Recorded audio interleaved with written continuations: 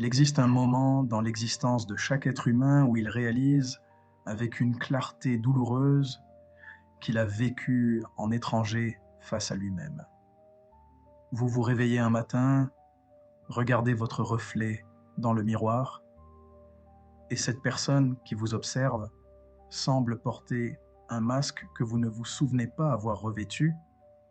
Pendant des années, vous avez façonné votre existence selon les attentes d'autrui, joué des rôles que la société vous assignait, cherché désespérément une validation externe, au point de perdre le contact avec la question la plus fondamentale de l'existence humaine.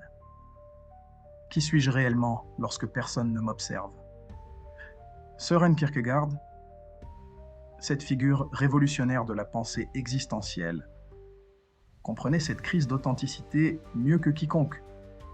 Il savait que la tragédie ultime de l'existence humaine ne résidait ni dans la mort, ni dans la pauvreté, ni même dans les blessures du cœur, mais dans le fait de traverser une vie entière sans jamais rencontrer son moi authentique.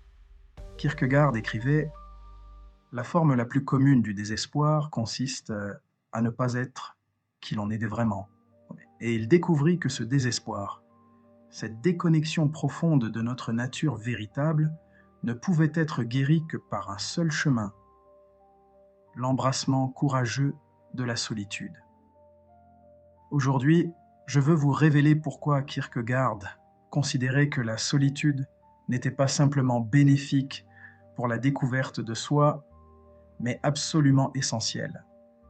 Que jusqu'à ce que vous appreniez à être complètement seul avec vous-même, jusqu'à ce que vous puissiez vous asseoir dans le silence sans avoir besoin de validation externe ou de distraction, vous demeurerez à jamais un étranger face à votre propre âme. Il ne s'agit pas de devenir antisocial ou isolé. Il s'agit de ce que Kierkegaard appelait le voyage intérieur, l'expédition la plus importante que vous entreprendrez jamais. Laissez-moi un commentaire maintenant. J'écoute ma voix intérieure. Dites-le comme si vous preniez l'engagement de faire confiance à votre propre guidance plutôt qu'aux opinions de tous les autres. La première chose que Kierkegaard comprenait concernant la découverte de soi, c'est que la plupart des individus passent leur existence entière à fuir la personne qu'ils ont le plus besoin de rencontrer, eux-mêmes.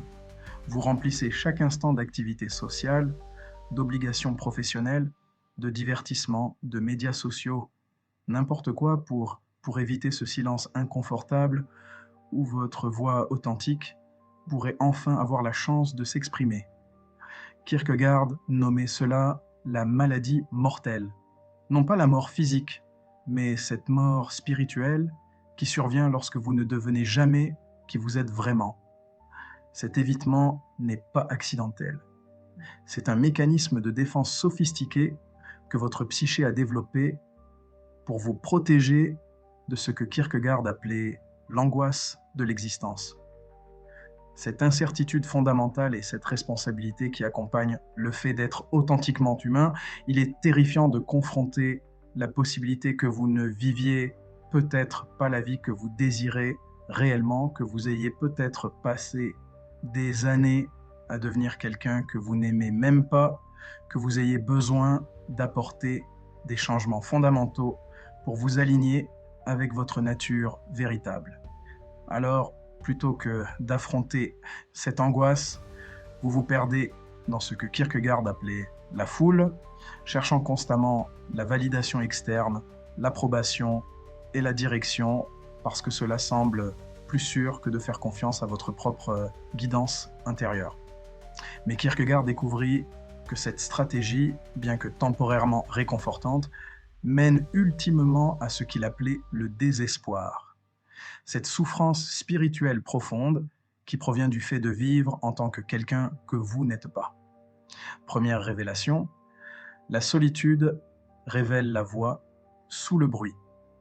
Kierkegaard comprenait que votre moi authentique a tenté de vous parler durant toute votre existence. Mais sa voix a été noyée par ce qu'il appelait le bruit de l'existence, ce bavardage constant des opinions attentes et influences d'autrui.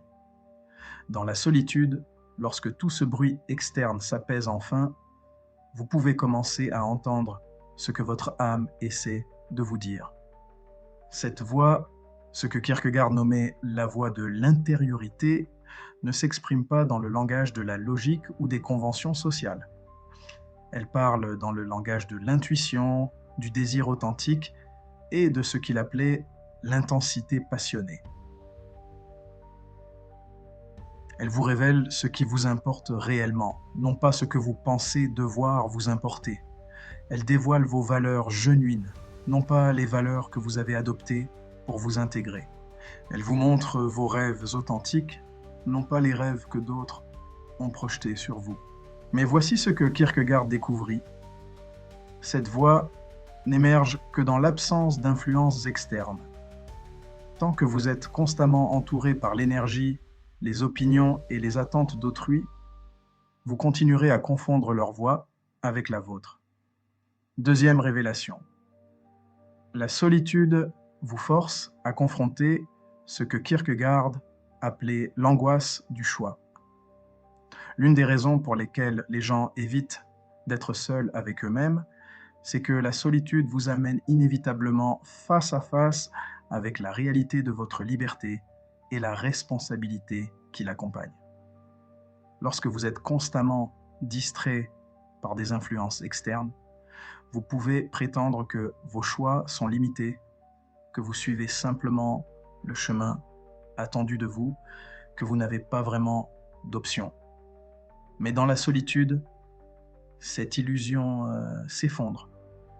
Vous êtes forcé de confronter la liberté radicale que Kierkegaard croyait être l'essence de l'existence humaine. La liberté de choisir qui vous devenez, comment vous vivez, ce que vous valorisez, ce que vous poursuivez. Et avec cette liberté vient ce qu'il appelait le vertige de la liberté. Cette angoisse écrasante qui survient lorsque vous réalisez que vous êtes responsable de créer votre propre sens et direction dans la vie. Troisième révélation, la solitude révèle ce que Kierkegaard appelait la passion de l'intériorité. Dans sa philosophie, Kierkegaard distinguait entre ce qu'il nommait la vérité objective, les faits et informations qui existent en dehors de l'expérience personnelle, et la vérité subjective, cette compréhension passionnée et personnelle qui donne à la vie son sens et sa direction. Il croyait que la vérité subjective, celle qui transforme réellement votre façon de vivre, ne peut être découverte qu'à travers ce qu'il appelait la réflexion intérieure. Dans la solitude, loin de la pression d'être objectif, rationnel ou socialement acceptable, vous pouvez enfin accéder à ce qui vous passionne genuinement. Non pas ce que vous pensez devoir vous passionner, non pas ce qui serait pratique ou impressionnant aux yeux d'autrui, mais ce qui enflamme réellement quelque chose de profond en vous. Quatrième révélation, la solitude vous enseigne ce que Kierkegaard appelait l'art d'exister en tant qu'individu. À l'époque de Kierkegaard, comme de nos jours, il existait une pression énorme pour se conformer aux attentes sociales, pour se fondre dans ce qu'il appelait la foule, pour se définir à travers ses rôles et relations plutôt que par sa nature individuelle authentique. Il voyait cette conformité comme une forme de mort spirituelle, une trahison de l'individu unique que chaque personne est appelée à devenir. Dans la solitude, vous êtes forcé d'exister en tant qu'individu plutôt qu'en tant que membre d'un groupe. Cinquième révélation, la solitude vous connecte à ce que Kierkegaard appelait la perspective éternelle. L'un des aspects les plus profonds de la philosophie de Kierkegaard est sa compréhension que l'authenticité personnelle nécessite ce qu'il nommait la perspective éternelle, la capacité de voir votre vie du point de vue du sens ultime, plutôt que seulement des circonstances immédiates. Dans la course constante de la vie quotidienne, entourée par les urgences et demandes d'autrui, il est facile de perdre de vue les questions plus importantes. Quel héritage je veux laisser? Quel genre de personne je veux devenir?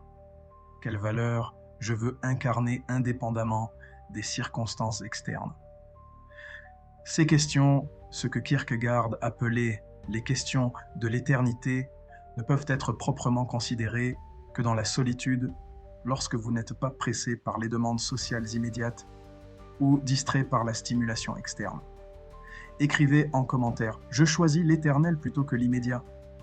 Dites-le comme si vous vous engagiez à vivre en profondeur plutôt qu'à simplement réagir aux circonstances de surface. Mais voici où l'insight de Kierkegaard devient véritablement révolutionnaire. Il comprenait que ce voyage dans la solitude, cette confrontation avec votre moi authentique, n'est pas un événement unique, mais ce qu'il appelait la tâche d'exister, un processus continu de choisir l'authenticité plutôt que la conformité, la profondeur plutôt que la surface, la vérité individuelle plutôt que l'opinion collective. Chaque jour, vous faites face au choix entre ce que Kierkegaard appelait la vie esthétique, vivre pour le plaisir immédiat et l'approbation sociale, la vie éthique, vivre selon des principes moraux universels, et la vie religieuse, vivre à partir de votre engagement authentique le plus profond, indépendamment des circonstances externes. Le monde essaiera de vous convaincre que ce voyage intérieur est égoïste, que se concentrer sur se trouver soi-même est narcissique, que vous devriez être plus préoccupé par l'intégration que par l'authenticité. Mais Kierkegaard savait que le contraire était vrai. La personne qui ne s'est jamais trouvée n'a rien d'authentique à offrir au monde, tandis que la personne qui a fait le travail intérieur de la découverte de soi devient une source d'inspiration genuine et de connexion pour les autres.